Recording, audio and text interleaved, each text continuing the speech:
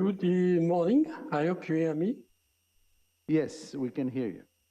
Okay, I'll try to share my screen. Apologies for not being with you in Rome, but I'm currently in Kinshasa, where I'm doing some visit on some field trip. So I'll try to share my screen.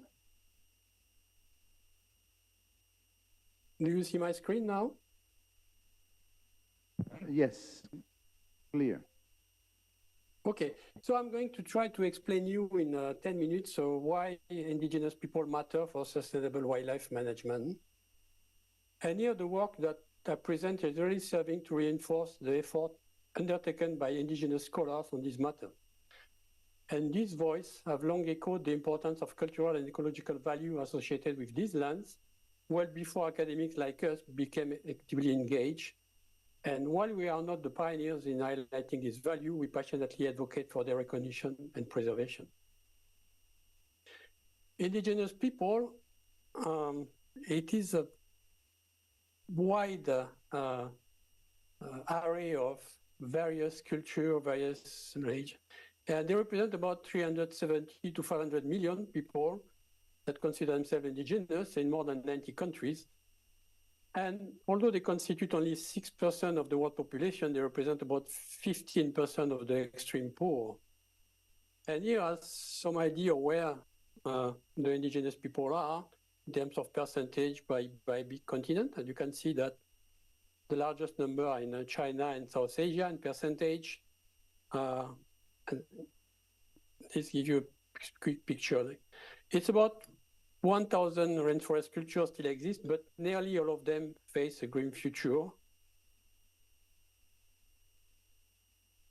And it's really a tapestry of various expression in terms of culture and knowledge. But they have some commonalities that we are going to look at. And it's mainly about managing natural resources, wild resources, hunting wildlife for food, and having a low intensity but lasting impact of the natural environment. Recent studies have shown that more than 25% of the Amazon, in fact, has been transformed by humans. Continents like Australia have been totally reshaped by humans. So although these people are low in number and have a low intensity management, they have a huge influence on the world as it is now. And despite comprising only 6% of the global population, they formally or customarily govern at least 1/4 of the world's terrestrial surface, so 25%. So if you want to achieve the Kunming targets of protecting 30% of the land, sea, and we need to really work with the indigenous people. And indigenous lands are critically important for the global biodiversity conservation. 10%, they represent 10% of the distribution of 60% of all AECN assessed terrestrial mammal, 30% of the global primate distribution range, 37% of the world natural land with low human disturbance, and 35% of the world intact forest landscape. And the traditional knowledge that we have been seen presented in the previous speaker, language, practice, and resources have stewarded for centuries the land where they're living, but have been eroded and lost due to the influence of colonizer and post-colonial states. And over generation, indigenous community do have accumulated invaluable knowledge about the natural world health, technology, ritual, and cultural expression are disappearing. And you see, these are a map of indigenous people land, and they manage about 35 to 40% of the world protected area. They also represent 30% of the world intact forest landscape, which is about 12 million kilometers square. And these intact forest landscape without people living within them risk being lost because there will be no local advocate to protect the trees from being cut down and the wildlife from being hunted to extinction. And here is another graph that represents the percentage of intact forest landscape that overlap map indigenous people lands. And you see that approximately 85% of the global extent of intact forest landscape occur within the three broad biogeographic regions and the local indigenous people. And here is another representation that shows the tree cover loss rate in land with indigenous people and land outside of indigenous people area. You can see the difference. Same representation again, the number of mammal species that have 50% of their habitat in indigenous people land, and the location of these species in terms of conservation and treating.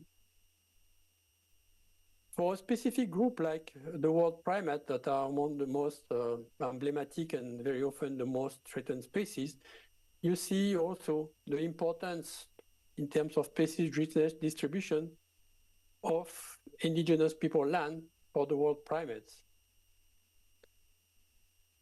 Unfortunately, I mean, there is a statistical difference, and there are more conflicts in land with indigenous people than in land outside of indigenous people land, not because of indigenous people, but basically.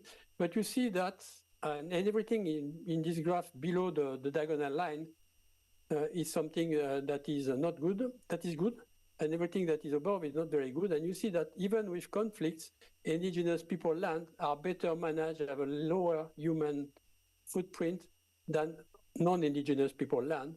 And this is true with or without conflict.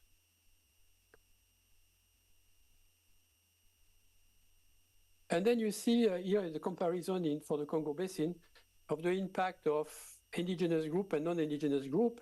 And you see that the indigenous group that is referred collectively as pygmies, although they are Baka, Bakota, they are less animal trade, use traditional method, and less species, look for larger body mass, as less hunted animal per person, less extraction per kilometer square, and less endangered species.